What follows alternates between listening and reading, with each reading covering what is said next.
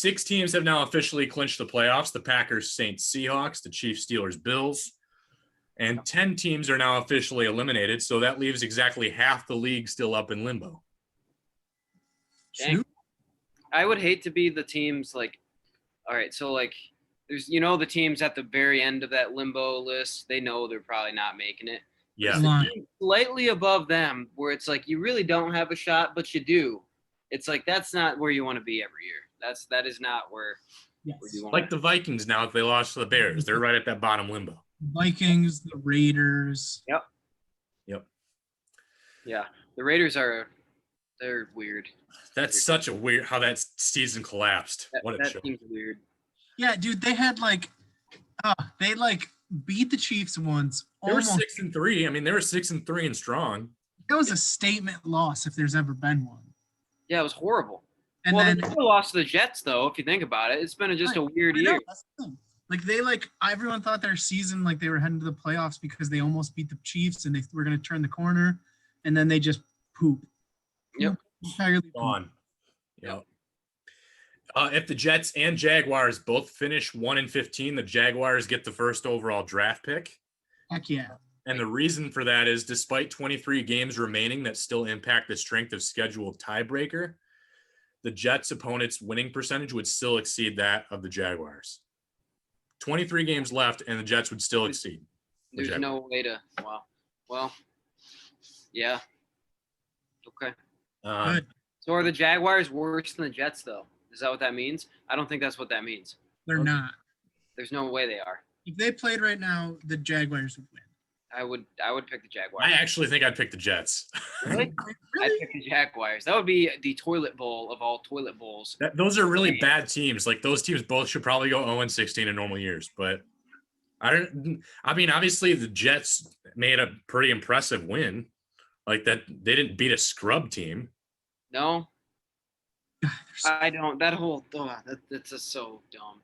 Sam Darnold was better than Jake Luton or Gardner Minshew. That's what it is. Yeah. He had a really good game, and that's, I think, every once in a while, if a quarterback has a really good game, they can do whatever it takes. I just think the Jets are historically bad.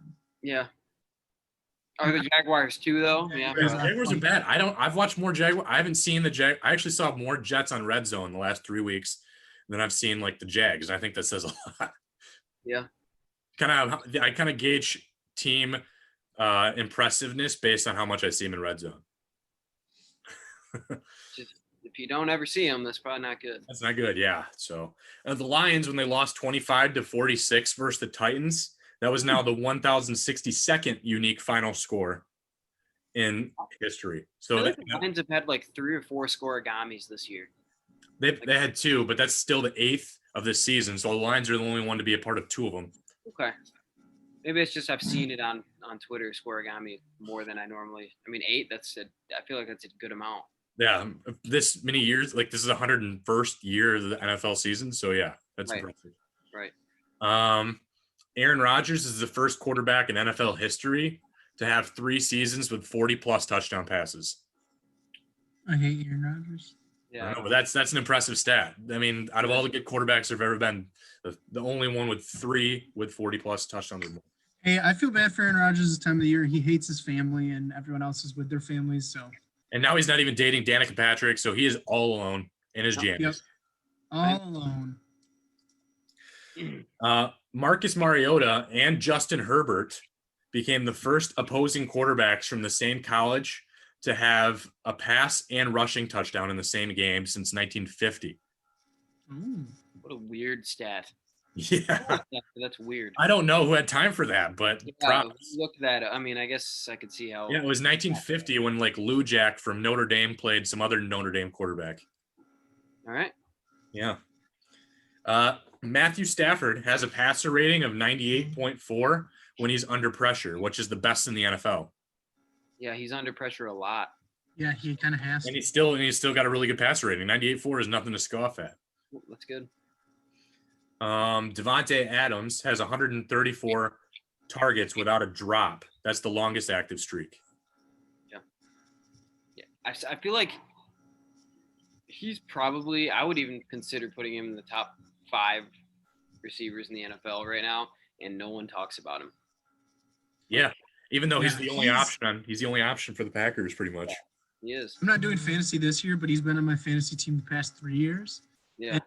And he's always at least I know fantasy isn't actual football, but like he's good for like 15, 20 points almost every single game. Every week. In a PPR league, yeah, he gets the catches. Yeah. He doesn't always get the touchdowns though. A couple of years before this. Well, this year he had though. Yeah, he's blowing up this year, but maybe before next season we'll have to do active player rankings since we did overall player rankings this past summer. But I think he's definitely in top 5. Yeah, I agree. I mean, and Michael Thomas not playing this year moves him up even more because it's fresher in my memory. For sure. So this season, Eric Ebron, shock here, is tied for the most drop passes by a tight end in the NFL with 7. He had one good year in Indy, and now he's back to his old days. And he's second among tight ends in drop percentage. However, the other tight end Eric Ebron is tied with for drops is actually TJ Hawkinson. But Hawkinson at least has the 6th highest drop percentage because he gets targeted way more and more catches.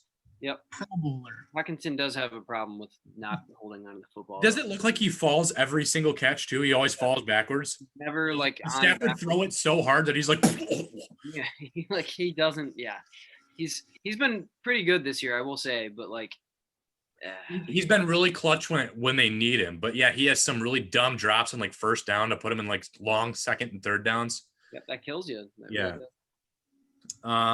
Baker Mayfield is the 5th quarterback since 1950 to have back-to-back 300-yard games for the Browns. About 75 quarterbacks. So yeah, that's and this one here, he's the 2nd Browns quarterback since 1950 to have back-to-back 295 pass yard games.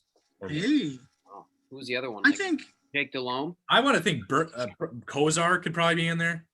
Yeah, Kozar was a good quarterback. I mean, yeah, probably. Yeah. I didn't get the names on that one. I just saw that one pop up on Twitter. Couch? Oh, probably not. No. I'm not sure he ever got that many. The Browns are also the only team with a winning record and a negative point differential. They gave up a ton of points at the beginning of the year, though. You remember? Yeah. And then they started actually just running the ball like every down until the last 3 weeks. And they've had a lot of close games too in the last couple of weeks and still winning them. So that keeps it close. This past week, I have a lot of friends from college who are Browns fans, and they were like, this was the first game all year pretty much where they're sitting there going, there was no stress over the game. Like they pretty much, you could watch the game and you could be like, yeah, the Browns are definitely just better than their opponent this week. I cannot relate. They're like, I cannot remember the last time that's ever happened. And I'm like, I cannot relate. I am literally in sweat every single game. Yep. Yeah. Now, so the Panthers now fired their GM as well. So there are now 5 GM vacancies in the league with the Falcons, Jaguars, Lions, Panthers, and Texans. So there are going to be some options. You got to think Louis Riddick's going to get his chance. Yeah, he will. I bet Rick Smith probably coming back. Ed Dodds probably going somewhere. Well, I bet, Atlanta's, Tom Dimitroff? He's probably getting another opportunity. Yep. But it'll be interesting. The Bills have won the AFC East for the first time since 95. Okay. So 25 years. That's a while. Well, the Patriots have kind of ruled that country. Yeah, I would say they've had a dynasty level football organization there forever. And I think the Dolphins even won in that span, and the Jets also won in that span. Yep. So yeah, the Steelers, and this is my last one. The Steelers became just the 2nd team in NFL history to start a season 11-0 and then lose 3 games in a row. And that joins the 1969 Rams. Yeah, I don't know. The Steelers are they're falling apart. Their offense is nothing. Yeah, they're just they're a little fraudulent, man. Oh, is that your last stat? Because I've got a good stat. Okay, go for it. Okay. So Juju Smith-Schuster has more TikToks made, 95, than he has receiving yards in any single game this year, 93. Oh, wow. Did you see after the lost their last game, before they played the Bills, he went into the middle of the field and did like a TikTok dance. Mm-hmm. He did it last night too. And then he did it. He like quoted in his dance like, people keep saying to stop dancing the logo, like I'm gonna do me, yada yada yada, and then they just get destroyed. Yep. Like, I mean, not destroyed, but like a game they just had no right to lose. Dude, and Juju got lit up in the game yesterday. he took a wallop. Yep. From Von Bell. Yeah. Von Bell destroyed him. That was actually that hit reminded me of one that Juju actually hit somebody. Was that Vontez? He destroyed Vontez. Perfect. Yeah. Antonio Brown. Yep. I feel like there's always a good hit in one of the Steelers-Bengals games every year. Yeah. Okay, I have a quick on the Raiders that year, right? What? I think Burfict was on the Raiders in that hit. No, he was with the Bengals. He was with the Bengals still. That was his last year. Okay. Okay, I got a quick question for you guys. Okay. I want you to tell me in order the top 3 quarterbacks that I'm about to say. Okay. Okay. These are quarterbacks that have started a game this season and were drafted in the past 2 years. Not including in 2018 and 2019. Okay. So we have Baker Mayfield, Sam Darnold, Josh Allen, Lamar Jackson from 2018. Sorry, Sam Rosen. Then you have Kyler Murray, Dwayne Haskins, Drew Lock, Daniel Jones. Okay. Who are your top 3 in order? Of all of those? Of all of those. That's a lot of names to just kind of quick put together, but I got to think Josh Allen's on that list. Josh Allen. Yep. I think Lamar is finally picked. Like I was low on Lamar in the middle of the season, but I think Lamar's kind of been pretty good the last 3 weeks. Okay. Since he came back from COVID, I think he got like a superpower. So I agree with you guys. So it was Mayfield, Darnold, Allen, Jackson, and then Haskins, terrible. Drew Lock, terrible. Daniel Jones, terrible. Sam Darnold, terrible. And then the only one for the other third position was Baker Mayfield and Kyler Murray. Who's a better quarterback? I might put Kyler though. That's the tough one. I would put Baker. I'd put Baker. I just feel like I don't know. Kyler's close, but like Baker's pretty much solidified himself this last half of the season. He's been pretty solid. Is he the upper echelon, top 10 quarterback? No. Either is Kyler though. I'm not going to say either. I don't even know if either of those guys. I think both of those guys are right in that 15 to 18 spot, to be honest. Yeah, I'd put Baker ahead of him right now. Yeah, Joel, you threw out that Baker Mayfield stat, and Baker Mayfield gets a lot of hate. And I just see he's not better than Josh Allen. He's not better than Lamar Jackson. With Lamar Jackson, it kind of depends on the week. You could have a week where Lamar Jackson looks like he was drafted in the 5th round and broke his leg when he was 12. But like Baker Mayfield also has those games. Yep. But I don't know. I think I'd pick Baker over Kyler. I think I would right now. I guess right now, yeah. In 5 years, I'd pick Kyler, but this season, 4 weeks ago, I think I have a different answer though. 4 weeks ago, I probably take Kyler for sure, and then now it's at least tough for me. But I guess I could see the. I don't know. Jalen Hurts is the best quarterback in the NFL though. So. Yeah, I mean, look at speaking of that, Oklahoma has the most starting quarterbacks from any college this past week. They had 3 of them. So. Yep. Hey, 2 of them played each other. 2 of them played each other. That was a fun game. That was back and forth. Like a Big 12 game. That was like a Big 12